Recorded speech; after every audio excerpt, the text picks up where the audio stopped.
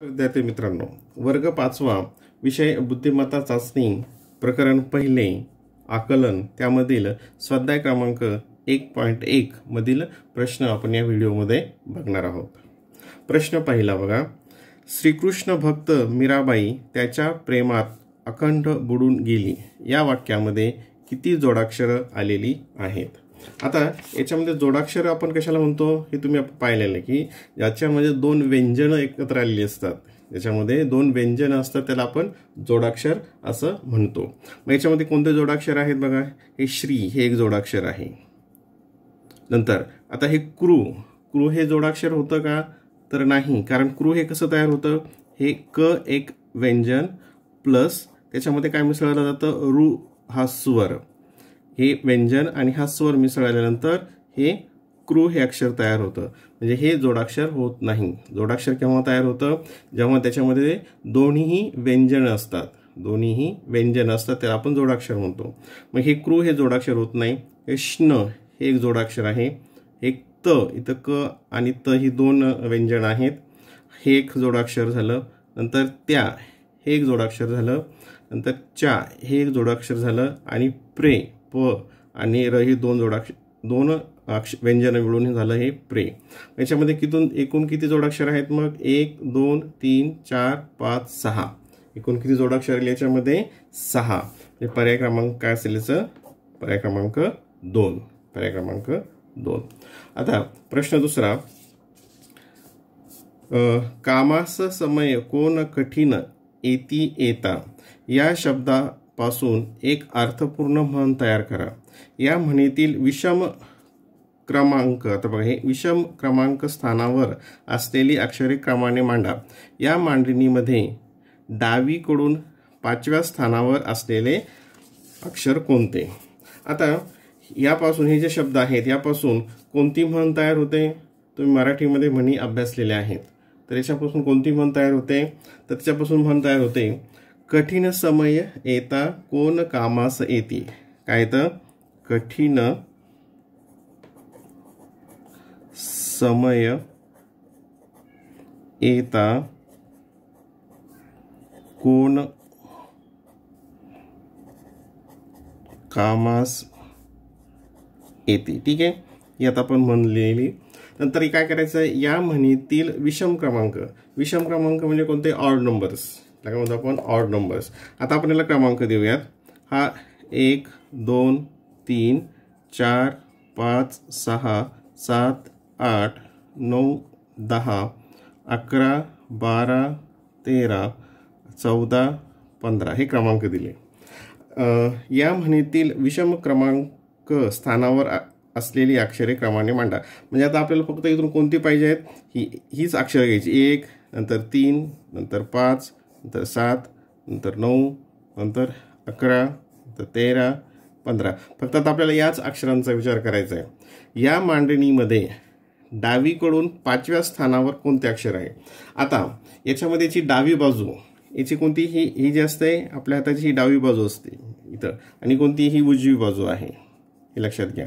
ही उजवी बाजू असते आणि ही डावी बाजू असते, ही डावी बाजू उजवी बाजू। आणि डावीकडून किती अक्षर पाहिजे आपल्याला, 5व्या स्थानावर। मग आता कोणतं विषम, मग विषम मध्ये 5व्या स्थानावर, हे पहिल्या, हे दुसऱ्या, हे तिसऱ्या, हे चौथ्या आणि हे 5व्या, हे 5व्या स्थानावर। म्हणजे कोणतं अक्षर आहे ते को, कोणतं अक्षर आहे ते को। म्हणजे पर्याय क्रमांक काय येईल याचा, पर्याय क्रमांक 4, पर्याय क्रमांक 4। पुढचा प्रश्न, प्रश्न क्रमांक 3, पावसाच्या पाण्याने नदीचे पोट तट्ट फुगले। दुसरं वाक्य, मी बाटलीचे तोंड बूच लावून बंद केले। तिसरं, नारळाचा डोळा फोडून त्याने आतील पाणी बाहेर काढले। चौथं, सांभाळून बोल भिंतीलाही कान असतात। आता वरीलपैकी कोणत्या वाक्यातील अवयव आपले मूळ कार्य करीत असल्याचा बोध होतो। आता याच्यामध्ये कोणते कोणते अवयव दिले, तिथे पोट आहे, तर तोंड आहे, डोळा आहे आणि भिंत आहे। ठीक आहे, आता प्रत्येक अवयवाची जी कार्य असतात ती कार्य इथं होत आहेत का ते आपण बघूयात।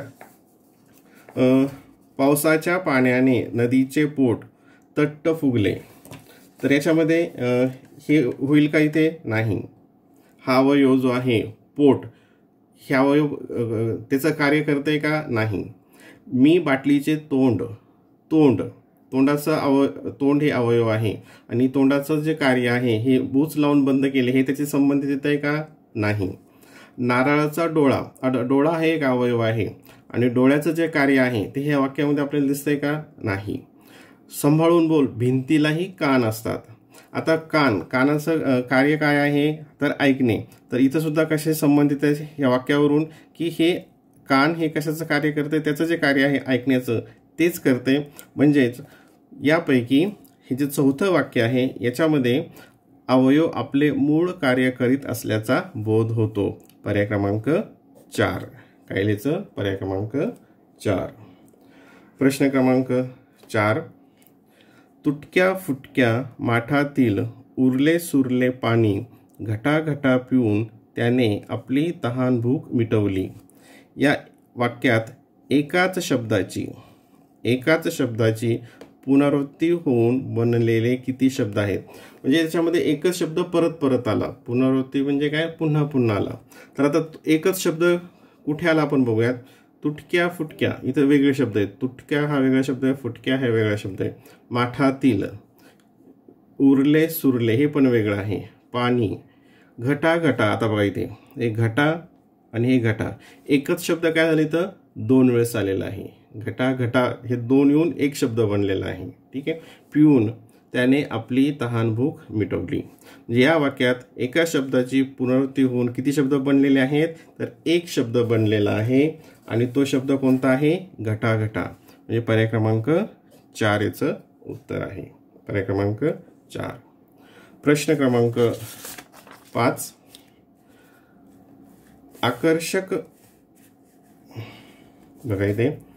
आकर्षक सप्तरंगी इंद्रधनुचे निळसर पाण्यातील विलोभनीय प्रतिबिंब पाहून दुष्यंताचे अस्थिर मन सुखावले. या वाक्यातील विशेषणांची संख्या नामाच्या संख्येपेक्षा कितीने कमी किंवा जास्त आहे? म्हणजे आता आपल्याला पहिल्यांदा याच्यामध्ये विशेषणं कोणती आहेत आणि नाम कोणतं आहे हे आपल्याला बघावं लागेल. आता पहिल्यांदा नाम. आता नाम म्हणजे काय? नामाची व्याख्या काय आहे? एखाद्या वस्तू, व्यक्ती, पदार्थ याचं नाव असतं त्याला आपण काय म्हणतो? नाम. मग याच्यामध्ये नाम कोणते कोणते येतात? बघा, इंद्रधनु. काय पण येतं? पहिले नाव इंद्रधनु हे एक नाम येतं. म्हणजे मी हे इथं एक आपण रेष मारूयात. हे इंद्रधनु हे एक नाम आलं. नंतर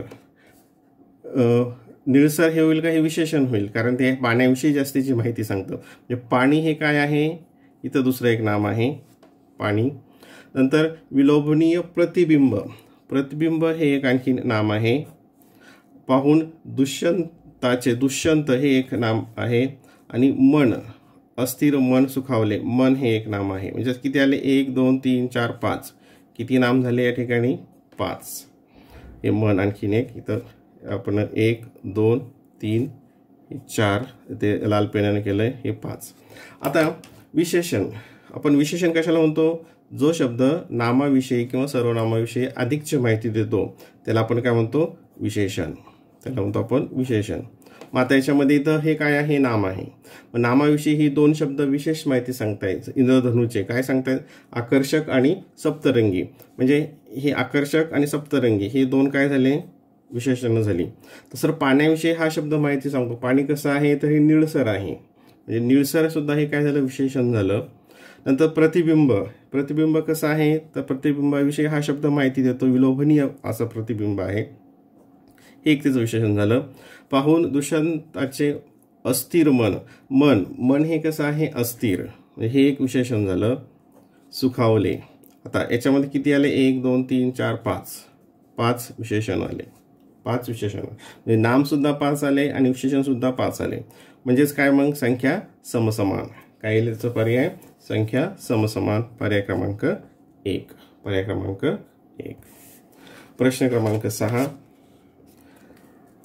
अभ्यासिले वेद झाला शास्त्रबोध साधल्या विविध नाना कळा. या वाक्यातील नाना हा शब्द कोणता अर्थ दर्शवतो? आता अभ्यासिले वेद झाला शास्त्रबोध, वेद अभ्यासले त्याला शास्त्राचा बोध झाला. साधल्या विविध नाना कळा. आता नाना याचा अर्थ इथं वडील होईल का? नाही. आजोबा? नाही. नाना म्हणजे विविध. नाना म्हणजे विविध प्रकारच्या, वेगवेगळ्या प्रकारच्या असा त्या अर्थाने आहे. म्हणजेच नाना हा शब्द कोणता अर्थ दर्शवतो? विविध असा अर्थ दर्शवतो. प्रश्न क्रमांक 7. आता हे काळजीपूर्वक बघा. ल, ट, उ, वा, पा या अक्षर समूहापासून अर्थपूर्ण शब्द तयार करा. तयार होणाऱ्या शब्दात मध्यभागी असलेल्या अक्षराच्या लगत उजवीकडे कोणते अक्षर आहे? आता ज्याचं वाचन चांगलं आहे, जे नेहमी पुस्तकं वाचत असतात मराठीचे इतर विषयांचे, त्याला हे शब्द लगेच कळाला असेल. ल, ट, उ, वा, पा. तर ह्याच्यापासून कोणता शब्द तयार होतो बघा आपण. ट, उ, वा, पा, पाऊल, पाऊल वाट. आता हे शब्द लक्षात आला असेल तुमच्या. पाऊल वाट हा शब्द तयार होतो. पाऊल वाट. कोणता शब्द तयार होतो या ठिकाणी? पाऊल वाट, पाऊल वाट हा शब्द तयार होतो. ठीक आहे. आता या शब्दाचं काय करायला सांगितलंय? मध्यभागी असलेल्या. आता मध्यभागी तर कोणतं अक्षर येतं मग? इथं ल. इकडून 2 सोडले, इकडून 2 सोडले, हे ल आलं मध्यभागी असलेल्या अक्षराच्या लगत उजवीकडे कोणते अक्षर आहे? लगत म्हणजे काय? शेजारी. लगत म्हणजे काय? शेजारी. म्हणजे उजवी बाजू. इथे उजवी बाजू कोणती आहे? आपण मागच्या एका उदाहरणात पाहिलं होतं प्रश्नामध्ये. ही उजवी बाजू असते आणि ही डावी बाजू असते. ही डावी बाजू. म्हणजे उजव्या बाजूला कोणतं अक्षर आहे? तर वा हे अक्षर आहे. कोणतं अक्षर आहे? वा. पर्याय क्रमांक 4. पर्याय क्रमांक 4. प्रश्न क्रमांक 8. आता हे प्रश्न क्रमांक 8. कानामध्ये वारे भरून या. कानामध्ये वारे भरून या न्यारे. फेर धरी फिरे रानो माळ. मोकाट मोकाट अफाट अफाट. वाटेल ती वाट धावू लागे. वरील ओळींमध्ये र आणि फ ही अक्षरे अनुक्रमे किती वेळा आलेली आहेत? आता आपल्याला कोणतं अक्षर बघायचं? र. आता र बघूयात आपण किती वेळा आला इथे. ठीक आहे. कानामध्ये वारे इथे एक शब्द आला र. भरुनिया इथे एक आला र. न्यारे इथं पण र आला न्यारे. फेर इथे एक र आला. धरी इथं एक पण र आला. फिरे इथं पण र आहे. रा नो माळ इथं पण हा र एक आहे. मोकाट मोकाट अफाट अफाट. वाटेल ती वाट धावू लागे. म्हणजे र इथं किती वेळेस आले? 1 2 3 4 5 6 7 वेळा. किती वेळेस आलं या ठिकाणी? र हे 7 वेळा आलंय. आणि काय बघायचं आणखीन? फ. आता फ हे किती वेळा येते बघूयात. कानामध्ये वारे भरून या न्यारे. फेर. पहिला शब्द कोणता आला या ठिकाणी? फेर. म्हणजे इथं फ आलं. धरुनिया फिरे. परत इथं आणखीन दुसरं आलं फ. फिरे. परत इथं फ आलं. रानो माळ.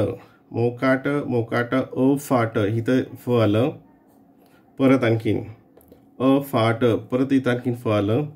वाटेल ती वाट धावू लागे. म्हणजे यामध्ये र हे अक्षर किती वेळेस आलं? 1 2 3 4 5 6 7. किती वेळा आलं? 7 वेळा. आणि फ 1 2 3 4 हे किती वेळा आलं? 4 वेळा. किती वेळा आलं? 4 वेळा. आता र 7 वेळा, 6 वेळा. म्हणजे आता पहिलं इथं आता पर्यायामध्ये बघा. पहिल्यांदा र इथं विचारलं म्हणजे इथं जे असेल हे रचं दिलेलं सुरुवातीला आणि नंतर फ आहे म्हणजे नंतरचं कोणतं असेल? फचं. म्हणजे 7 आणि 4 असं आपल्याला उत्तर पाहिजे. तर 7 वेळा आणि 4 वेळा. इथं 7 वेळा 6 वेळा. 7 वेळा आणि 4 वेळा. म्हणजे पर्याय क्रमांक 3. कायल्याचं? पर्याय क्रमांक 3 हे त्याचं उत्तर असेल. प्रश्न क्रमांक 9. तिरुवनंतपुरम या शब्दातील अक्षरांना डावीकडून क्रमांक दिल्यास कोणत्या अक्षरांचे क्रमांक मूळ संख्या असेल? आता बघा मी तर हा शब्द थोडासा अंतरावर लिहितो. ती नंतर हे रु व न त पु र म. ठीक आहे. हे शब्द झाले. आता याला पुढून त्याच्या डावीकडून क्रमांक द्यायचे 1 2 3. डावी बाजू कोणती आता तुम्ही बघितली ही डावी बाजू आहे. मग इथून याला क्रमांक देऊयात. हा समजा क्रमांक 1 हे 2 हे 3 हे 4 हे 5 हे 6 हे 7 आणि हे काय झालं 8. आता हे क्रमांक दिल्यानंतर काय करायचं आहे? डावीकडून क्रमांक दिल्यास अक्षरांचे क्रमांक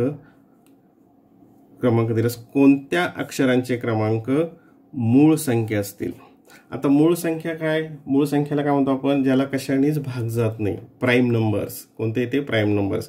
आणि कोणते प्राईम नंबर तुम्ही ते गणितामध्ये अभ्यासलेले आहेत, म्हणजे 2, 3, 5, 7, 11, 13 हे काय आहेत, सगळे प्राईम नंबर्स आहेत, मूळ संख्या आहेत. याला कशानेही भाग जात नाही, याला कशानेच भाग जात नाही, त्याला आपण मूळ संख्या म्हणतो. मग कोणत्या अक्षराचे क्रमांक मूळ संख्या आहेत. आता मूळ संख्या इथं कोणती, मग 2 हे एक आहे, 3 हे एक आहे, 5 हे एक आहे आणि 7 हे एक आहे. आणि यापासून कोणता शब्द बनतो, मग बघा आता इथे रु व त र, रु न. इथं तर 3 सुरू झालं म्हणजे काही संबंधच येणार नाही, कारण एक ही काही आपण नॉट प्राईम नॉट कंपोजिट, म्हणजे मूळ संख्या नाही, संयुक्त संख्या नाही. मग इथं रु म्हणजे हे दोन्हीपैकी कोणतं असेल. दुसरा अक्षर कोणता आहे, व त र, म्हणजे पर्याय क्रमांक 4 याचं उत्तर असेल. पर्याय क्रमांक 4. प्रश्न क्रमांक 10. रंग जादूचे पेटीमधले इंद्रधनुचे असती, पांढऱ्या तुनी निगती साती पुन्हा पांढरे होती. वरील ओळींमध्ये 3 अक्षरी आणि 2 अक्षरी शब्द अनुक्रमे किती वेळा आलेली आहेत. आता बघा, पहिल्यांदा विचारले 3 अक्षरी, तर मी तर आपण अगोदर 3 अक्षरी घेऊयात. ठीक आहे, आता मी कट करतो म्हणजे आपल्याला कन्फ्यूज होणार नाही. 3 अक्षरी हा एक आला, जादूचे 1, हे 2, 3, 4. 3 अक्षरी शब्द किती झाले, 4 झाले. नंतर 2 अक्षरी, 2 अक्षरी किती झाले बघा. आता हे रंग 1, नंतर हा 1, 2, हा 3 आणि हे 4. किती आले, हे 4. 1, 2, 3, 4. 2 अक्षरी पण किती आहे, 4. 3 अक्षरी पण किती आहे, 4. मग वरील ओळीमध्ये 3 अक्षरी आणि 2 अक्षरी शब्द अनुक्रम किती, तर 4, 4, 4, 4. कोणता येईल पर्याय, पर्याय क्रमांक 3. पर्याय क्रमांक 3 हे त्याचं उत्तर असेल. प्रश्न 11. कर्ण कर्कश या शब्दात एकूण किती व्यंजनं आलेली आहेत. आता हा प्रश्न व्यवस्थित समजून घ्या. कर्ण कर्कश. आता क याच्यामध्ये एक व्यंजन आहे बघा. आता इथं आपण घेऊयात, क हे एक व्यंजन आहे, इथं क हे व्यंजन आहे क मधलं. आता हा जो रण आहे, कर्ण हे र, याच्यामध्ये काय, हे जोडाक्षर झालं. याच्यात 2 व्यंजन आहेत. 2 व्यंजन कोणते मिक्स आहेत, तर र आणि न हे 2 व्यंजन आहेत. आणि हे दोन्ही मिक्स होऊन काय झालं, हे इथं अक्षर जोडाक्षर तयार झालं. नंतर परत हा क एकटा इथं आहे, हा एक आहे. परत हा कर्ण कर, हा जो वर रफर आहे, हे सुद्धा काय जोडाक्षर आहे. आणि त्याच्यामध्ये कोणते 2 व्यंजन आहेत, याच्यामध्ये कोणतं बघा इथं लिहितो मी, हे याच्यामध्ये कोणते 2 व्यंजन येतात, र आणि क, र आणि क ही 2 व्यंजन त्याच्यामध्ये येतात. नंतर हे श, इथं 2 श एकत्र केलेले आहेत, इथं श आणि हे श, हे 2 श एकत्र केलेले आहेत. म्हणजे याच्यामध्ये 1, 2, 3, 4, 5, 6, 7, 8 एकूण किती आलेले आहेत व्यंजनं, एकूण 8 व्यंजन आलेले आहेत. म्हणजे पर्याय क्रमांक 1 हे त्याचं उत्तर आहे. पर्याय क्रमांक 1 त्याचं उत्तर असेल. प्रश्न क्रमांक 12. एव्हरेस्ट सर करून त्याने आकाशालाच गवसणी घातली. मनासारखे झाले नाही की तो आकाश पाताळ एक करतो. नोकरी गेल्यावर त्याच्यावर आभाळच कोसळले. ड. पाऊस पडून गेल्यावर आभाळ निरभ्र झाले. पुढीलपैकी कोणत्या पर्यायामध्ये वरील वाक्यातील अक्षरसमूहाचा अचूक अर्थ आलेला नाही. आता अचूक अर्थ, आता बघा आकाशालाच इथं आपण पर्याय बघूयात. आभाळ निरभ्र झाले, आभाळ निरभ्र झाले म्हणजे मन साफ झाले असा अर्थ होतो का, नाही. आभाळ निरभ्र झाले म्हणजे काय झालं, आभाळ स्वच्छ झालं, आभाळ साफ झालं असा अर्थ होतो. म्हणजे याचा बोध याच्याशी होत नाही. हे जे पर्याय आहे तो. आता खालचा आपण एकदा तपासूयात. आकाश पाताळ एक करतो म्हणजे संतापतो, हे बरोबर आहे, याचा अर्थ तोच होतो. आकाशालाच गवसणी घातली, उत्तुंग यश मिळवले, हेही बरोबर आहे. आभाळच कोसळले म्हणजे मोठे संकट आले, हेही बरोबर आहे. परंतु हा जो पर्याय आहे आभाळ निरभ्र झाले म्हणजे मन साफ झाले असं होत नाही, तर इथे आकाश साफ झाले असा अर्थ होतो. म्हणजे या पर्यायातील अक्षरसमूहाचा अचूक अर्थ इथं पर्याय 1 मध्ये आलेला नाही. म्हणजे उत्तर पर्याय क्रमांक 1. प्रश्न क्रमांक 13. केले, जातो, होते, पाहीन, राहिला, पळेन, वळतो, झोपला, जिंकली, लपेन. वरील शब्दांपैकी भूतकाळ दर्शवणारे 2 अक्षरी आणि 3 अक्षरी शब्द अनुक्रमे किती आहेत? आता भूतकाळ म्हणजे काय? काळ बघितले आपण. काळाचे 3 प्रकार असतात. वर्तमान काळ, भूतकाळ आणि भविष्यकाळ हे मुख्य प्रकार. मग आता 2 अक्षरी भूतकाळ म्हणजे कोणते? जे होऊन गेलेले आहेत, ज्या घटना घडलेल्या आहेत त्याला आपण काय म्हणतो? भूतकाळ. त्याला भूतकाळ म्हणतो त्या घटनेला. आता भूतकाळ दाखवणारे 2 अक्षरी शब्द कोणते कोणते येतात बघा. केले हा एक भूतकाळ होतो, इथं मी रेष मारतो. केले. जातो हे होतं का? नाही. होते म्हणजे हे होऊन गेलेलं आहे, म्हणजे हा एक जोडाक्षरी. पाहीन, पाहीन हे काय दाखवतं? भविष्यकाळ दाखवतं. मी उद्या पाहीन, परवा पाहीन असं. राहिला, नंतर पळेन, वळतो. आपल्याला किती पाहिजे? 2 अक्षरी. हे 2 अक्षरी. आता इथं 2 अक्षरी आणखी शब्द कोणता आहे? 2 अक्षरी. तिथे 2च शब्द आहेत. 2 अक्षरी कोणते शब्द आले? हे केले आणि होते हे 2 अक्षरी भूतकाळ दर्शवणारे. आणि 3 अक्षरी इथे दिसत नाही खाली स्क्रीनमध्ये वरला. आता 3 अक्षरी बघा. 2 अक्षरी हे आले केले आणि होते. आता 3 अक्षरी जे भूतकाळ दर्शवतात ते कोणतं आहे? पाहीन येत नाही, तर राहिला. राहिला हा एक भूतकाळ दाखवतो. पळेन हे भविष्यकाळ दाखवतो. वळतो हे वर्तमान काळ दाखवतो. झोपला हे एक येईल. नंतर जिंकली हे एक येईल. लपेन हे भविष्यकाळ दाखवतो. म्हणजे 1 2 3 किती दाखवतो? हे 2 अक्षरी शब्द 2 आहेत. 3 अक्षरी शब्द किती आहेत? 3 आहेत. अगोदर कोणते आहेत? 2 अक्षरी म्हणजे 2 आणि 3 असं आलं पाहिजे. 2 आणि 3 पर्याय क्रमांक 4. कारण अगोदर काय 2 अक्षरी विचारले, मग 2 अक्षरी आपले किती आहेत? 2 शब्द आलेत सॉरी. आणि 3 अक्षरी किती आलेत? 3 शब्द आलेत.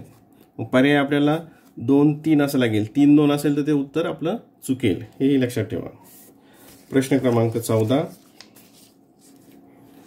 लवकर, भरभर, झरझर, सैरभैर, भरकन, घर घर, कारभार. वरील शब्दामध्ये अनुक्रमे 12 वेळा व 5 वेळा आलेली अक्षरे कोणती? आता इथं प्रत्येक अक्षर आपण कसं तपासणार बघा. आता इथं कोणते पर्याय दिलेले आहेत? र आणि क, भ आणि र, क आणि र. आता बघा मग र हे अक्षर किती वेळा आलं आपण ते बघूयात. र हे अक्षर किती वेळा आलं तर बघा इथे र 1 2 3 4 5 6 7 8 9 10 11 12. र हे अक्षर किती वेळा आलं? 12 वेळा आलं. ठीक आहे. आणि आता कोणतं पाहिजे? 5 वेळा. आता क बघूयात किती वेळा आलं. क हे अक्षर बघूयात किती वेळा आलं. या ठिकाणी क 1 2 3 3 वेळा. आपल्याला किती वेळा पाहिजे? हे 12 वेळा आणि 5 वेळा. एक तर आपल्याला आलं र. तर र कुठं आहे? र आणि क आणि र आणि भ म्हणजे हे आपल्याला बघावं लागेल. कारण पहिला पर्याय 12 वेळाचं कोणतं आलं उत्तर? र. म्हणजे पर्याय क्रमांक 1 असेल किंवा पर्याय क्रमांक 4 असेल. ठीक आहे, हे बघायची गरज नाही. आणि र आलेला जोडी कोणता आहे? भ. मग भ किती वेळा आला आपण बघूयात. क तर 3 वेळा आला, आपल्याला 5 वेळा पाहिजे. मग भ बघूयात. 1 2 3 4 आणि इथं 5. म्हणजे कोणतं आलं? भ. इथं 1 नंतर 2 3 1 2 इथं 2 वेळ झालं. 1 2 इथं 3 1 2 3 4 आणि हे 5. हे आलं 5 वेळा. म्हणजे र हे 12 वेळा आलं आणि ब हे 5 वेळा आलं. म्हणजे पर्याय क्रमांक 4 याचं उत्तर आहे. प्रश्न क्रमांक 15. आमच्याकडे त्याचं लक्ष गेल्यावर त्याने गाडी थांबवली आणि गाडी बाहेर येऊन तो आमच्या दिशेने आला. या वाक्यातील सर्वाधिक अक्षरे असलेले सर्वनाम आणि सर्वात कमी अक्षर असलेले सर्वनाम यांच्यामध्ये किती अक्षरांचा फरक आहे?